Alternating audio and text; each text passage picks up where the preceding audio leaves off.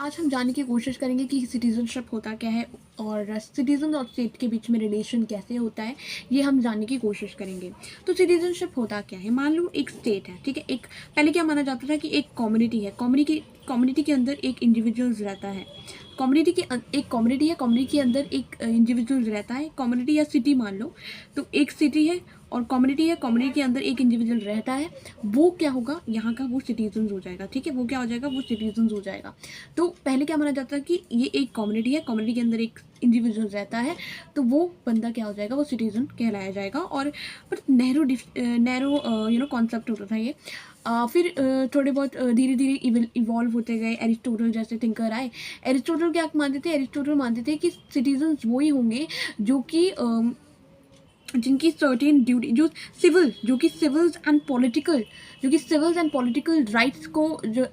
Rights को exercise करेंगे ना, वो सिटीजन्स कहलाएंगे। यानी कि जो डेलिब्रेट पॉलिसी मेकिंग में या डिसीजन मेकिंग में पार्टिसिपेट करेंगे, वो बंदे जो है वो सिटीजन कहलाए जाएंगे। बट अब फिर क्या हुआ? धीरे धीरे और इवोल्यूशन होता गया।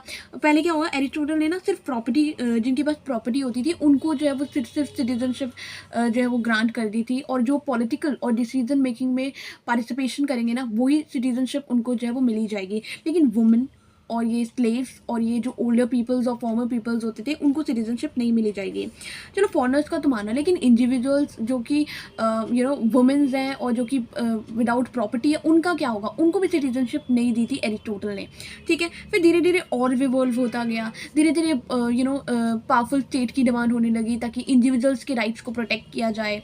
तो यहाँ पे बहुत धीरे धीरे होता गया। एंड फिर क्या हुआ? बोला गया कि स्टेट क्या करेगी? इंडिविजुअल्स को राइट्स प्रोवाइड करने की कोशिश करेगी। स्टेट क्या करेगी? इंडिविजुअल्स को राइट्स प्रोवाइड करने की कोशिश करेगी।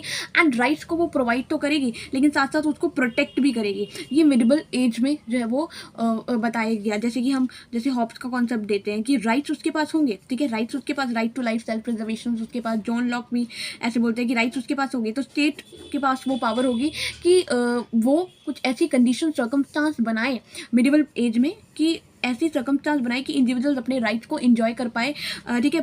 सिक्योरिटी प्रोटेक्ट कर सके, सिक्योरिटी प्रोवाइड कर सके, डिफेंस प्रोवाइड कर सके, ताकि उनके राइट्स का खनन ना हो, ठीक है। इंडिविजुअल्स, यहाँ पे स्टेट जो है वो पावरफुल होगा, ठीक है। इंडिविजुअल्स राइट्स को अपनी एंजॉय कर पाए, साथ ही साथ जो है वो प्रोटेक्शन प्रोवाइड करना जो है वो मेन जिम्मेदारी हो जाती थी स्टेट की।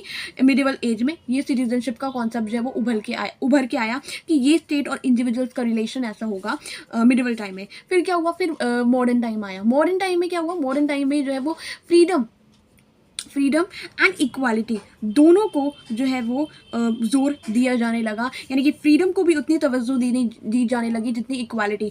जैसे एरिस्टोटल जो कि ग्रीस टाइम पे थे, उन्होंने जो है वो वुमेन को एक्सक्लूड कर दिया था, स्लेव को एक्सक्लूड कर दिया था, लेबर क्लास को एक्सक्लूड कर दिया था, विदाउट प्रॉपर्टी क्लास को एक्सक्लूड कर दिया था, उनको सिटीजनशिप नहीं दी थी। लेकिन मॉडर्न टाइम में क्या है? सबको सिटीजनशिप, समान अधिकार से सबको सिटीजनशिप दी जाएगी, चाहे वो वुमेन हो, चाहे वो स्लेव हो, चाहे वो लेबर हो, सबको इक्वल सिटीजनशिप दी जाएगी ताकि वो अपनी फ्रीडम को इंजॉय कर पाए। फ्रीडम यानी कि फ्रीडम ऑफ एक्सप्रेशन, पार्टिसिपेशन। अगर वो ये दोनों बहुत इंपॉर्टेंट कॉन्सेप्ट बन जाते हैं अगर हमें ट्रू डेमोक्रेसी को एक्सरसाइज करना है। क्योंकि अगर आप किसी एक क्लास को आप सिटीजनशिप प्रोवाइड नहीं कर रहे हो, उनके राइट्स को प्रोवाइड नहीं, सिटीजनशिप है क्या बेसिकली? मैंने बताया ना, सिटीजनशिप जो है उसमें क्या होता है कि आपको राइट्स प्रोवाइड कर दिए जाएंगे, बदले में, ठीक है। आपको प्रोवाइड कर दिए जाएंगे, सर्टेन राइट्स आपको प्रोवाइड कर दिए जाएंगे, जिससे आप अपनी ट्रू लिबर्टी को एंजॉय कर पाएँ, आप अपनी इक्वालिटी को जो है वो, ठीक है, आप ट्रू अपनी लिबर्टी को एक्सरसाइज कर पाए, आपको इन्हेंस करने का मौका मिलेगा, आपको अपॉर्चुनिटी मिलेगी, ठीक है, ताकि आप ट्रू वेलफेयर जो है वो, मतलब आपकी लिबर्टी को इनहेंस करने का, आपकी पर्सनैलिटी डेवलप होगी, ठीक है। इक्वालिटी ऑफ अपॉर्चुनिटी आपको प्रोवाइड की जाएगी। तो ये सारी चीज़ें राइट्स आपको प्रोवाइड किए, बदले में आपको क्या ऑब्लिगेशन करना है। ऑब्लिगेशन यानी कि आपके ड्यूटी है टुवर्ड स्टेट। हाँ, आपको राइट्स प्रोवाइड किए जाए, लेकिन स्टेट भी तो आपसे आप जब स्टेट से एक्सपेक्ट कर सकते हो, क्या स्टेट आपसे एक्सपेक्ट नहीं कर सकती कि आपकी भी ड्यूटी है कि आप फ्लैग को रिस्पेक्ट करें, आप लॉ को माने, ठीक है। तो ये सारी चीज़ें जो है वो यहाँ पे आ गई थी, ठीक है।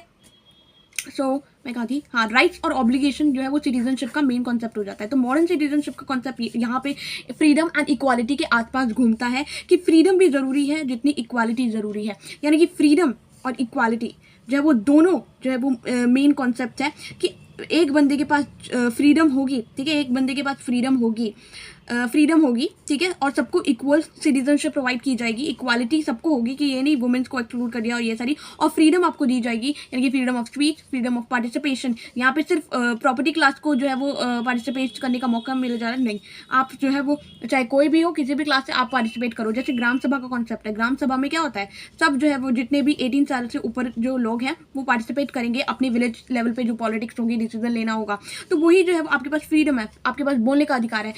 डिफरेंट इंटरेस्ट जो है वो ग्रुप्स आएंगे, डिफरेंट इंटरेस्ट ग्रुप आएंगे, वो अपनी बात जो है वो गवर्नमेंट के सामने रखेंगे, वो फिर पॉलिसी, ऐसी पॉलिसी सजेस्ट करेंगे जो कि इनके ग्रुप को फेवर करे, ठीक है। तो सबका ओवरऑल भला जो है वो यहाँ पे आएगा, फ्रीडम और इक्वालिटी की यहाँ पे बात की गई है, ठीक है। I hope you understand. ये थोड़ा ओवरव्यू था, ठीक है, अभी तक 5 मिनट तक हमने ओवरव्यू ही करा है, ठीक है। अब हम अच्छे से समझेंगे, ठीक है। तो सिटीजनशिप क्या है? A person who is member of political community and endured with certain rights and obligation.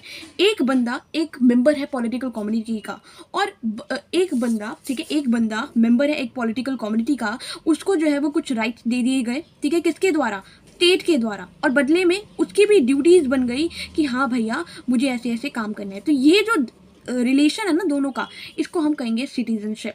हम पता है सिटीजनशिप को फॉर ग्रांटेड ले लेते हैं, बट उनका क्या, जिनके पास सिटीजनशिप है ही नहीं, जैसे कि जो इलीगल माइग्रेंट्स होते हैं, वो जो है वो बेचारे ये वाली राइट्स को तो एंजॉय कर ही नहीं पा सकते। Right to education, right to health, ये वाली राइट्स को एंजॉय नहीं कर पाते, और इसी की वजह से वो जो है वो इधर उधर भटकते हैं। वो भी सिटीजनशिप पाने की कोशिश करते हैं ताकि वो भी राइट्स को एंजॉय कर पाएँ, ठीक है।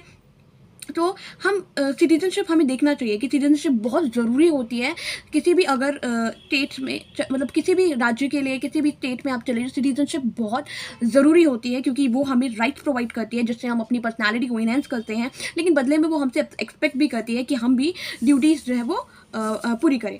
अब इंडिविजुअल्स, ठीक है, इंडिविजुअल्स की ऑब्लिगेशंस है, उसकी ड्यूटीज़ है टू परफॉर्म, एंड सर्टेन कुछ राइट, स्टेट जो है वो सर्टेन राइट प्रोवाइड करेगी इंडिविजुअल्स को। अब हम देखेंगे कि इवॉल्व कैसे हुआ ये कॉन्सेप्ट सिटीजनशिप का।